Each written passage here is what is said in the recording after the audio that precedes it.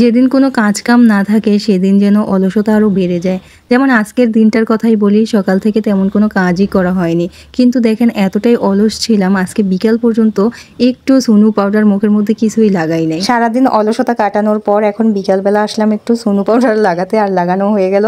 তারপরে আম্মু আমাকে বললো একটা নাস্তা বানাও, যেহেতু সন্ধ্যা হয়ে গেছে আর সন্ধ্যাবেলা একটা নাস্তা তো আমাদের খাওয়াই লাগে।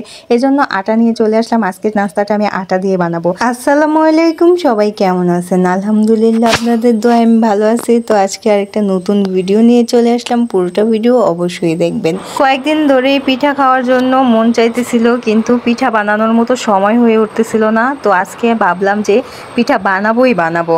আর এইদিকে পিঠা বানাতে গিয়ে মন চাইলো একটা কলা খেতে, নিজেদের গাছের অর্গানিক পাকা কলা একটা খেয়ে নিলাম, তারপর পিঠা বানানো শুরু করে দিলাম। এই পিঠা কিন্তু আমি আমার বাপের বাড়িতে কিছুদিন আগে বানিয়ে খেয়ে আসছি, কিন্তু তারপরও আজকে আমার খেতে ইচ্ছে করতেছে। কারণ হলো এই পিঠাটা বানাতে নারকেল লাগে, আর নারকেল আমার অনেক বেশি পছন্দ। তো আজকে আম্মুও কিন্তু এই নারকেল পিঠাটা খাবে বলে বানাতে বললো। আর আমার হাজব্যান্ডের কিন্তু পিঠা সবসময় অনেক বেশি পছন্দ, আমার দেবরের তো আরও বেশি পছন্দ, কিন্তু দেবর তো বাড়িতে নেই, কি আর করার। তবে দেবরকে কিন্তু অনেক বেশি মিস করতেছি, ভাবতেছি যে সবাই যদি একসাথে বসে পিঠাগুলো খেতাম তাহলে আরও বেশি মজা হতো।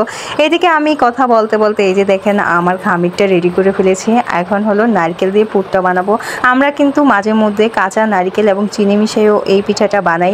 আমার কাছে কিন্তু ওইভাবে বানালেই বেশি মজা হয়, কিন্তু আম্মু আজকে বলতেছে এগুলো হলো ফ্রিজের নারকেল, চিনির সাথে যখন নারকেলটা মিশাবো তখন পানি ছেড়ে দিবে আর পিঠাটা ভালো হইতে চাইবে না। এজন্য আগুনের তাপেই কিন্তু আমরা পুরটা বানিয়ে নিচ্ছি। তবে আমাদের পুরটা কিন্তু বেশি কালারিং করব না, হালকাভাবে একটু ভেজে নিয়েছি। এদিকে পুর রেডি হয়ে গেছে আর আমি কিন্তু পিঠা বানানো শুরু করে দিচ্ছি। তবে আমার কিন্তু সব সময় পিঠা বানাতে অনেক বেশি ভালো লাগে। আগে পিঠা কিন্তু আমি তেমন বানাতেই পারতাম না, কিন্তু এখন শিখতে শিখতে অনেক ধরনের পিঠাই আমি বানাতে পারি। আম্মু বলতেছে বেশি বেশি পুর দিয়ে পিঠাগুলো বানাবা, তাহলে খেতে অনেক বেশি সুস্বাদু হবে। আমিও কিন্তু আম্মুর কথা মতো বেশি বেশি পুর দিয়ে মোমো স্টাইলে পিঠা বানাচ্ছি।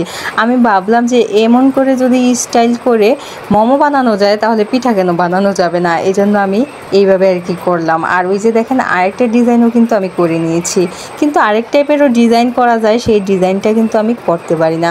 এদিকে বলতে না বলতে অনেকগুলো পিঠা মাশাআল্লাহ বানানো হয়ে গেছে, আর এই পিঠাগুলো এখন ভেজে নিব।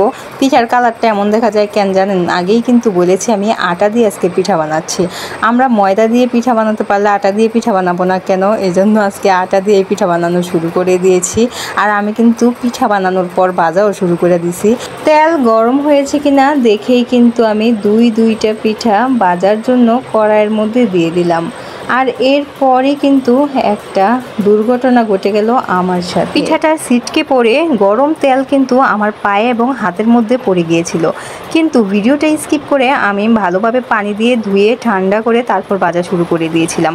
আর এই যে দেখেন দুইটা পিঠাই কিন্তু মাশাআল্লাহ সুন্দর করে ভাজা হয়ে গেছে। আমার কাছে অনেক বেশি আনন্দ লাগতেছে এই পিঠাগুলো এত সুন্দর করে আমি ভাজতে পেরেছি। তাই আমি কিন্তু তেমন করে পিঠাও ভাজতে পারি না, আমার পিঠাগুলো হয়তোবা কাঁচা থেকে যায় নয়তোবা পুড়ে যায়। এখন আম্মুর পালা, এই পিঠাগুলো আম্মু বেজে নেবে আর বাকি পিঠাগুলো আমি বানিয়ে নিব।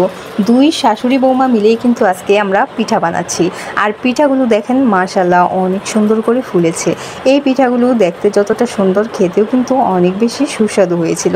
একবার ভেবেছিলাম আটা দিয়ে পিঠা বানালে হয়তোবা মজা লাগবে না তেমন, কিন্তু না, আমার ধারণা একদমই ভুল ছিল। পিঠাগুলো সবাই খেয়েই বলেছে অনেক বেশি সুস্বাদু, আর এখন আমিও খাওয়া শুরু করব, দেখবো আমার বানানো পিঠাগুলো আসলে কেমন হয়েছে। তো পিঠাগুলো কিন্তু আমি একটু ভেঙে দেখাবো আপনাদের। পিঠার ভিতরে পুরগুলো কত বেশি দেওয়া হয়েছে। এই যে দেখেন পুর, একদম পুর ভরা পুলি পিঠা। আজকে আমি পুলি পিঠা নিজের হাতে বানিয়ে খাচ্ছি, আর পিঠাটা মাশাআল্লাহ অনেক বেশি সুস্বাদু হয়েছিল। তো ভিডিওটি আমি এইখানে শেষ করব। ভিডিওটি কেমন হলো অবশ্যই কমেন্টে জানিয়ে দিবেন। সবাই লাইক, কমেন্ট, শেয়ার, সাবস্ক্রাইব করে চ্যানেলের পাশেই থাকবেন। আল্লাহ হাফিজ।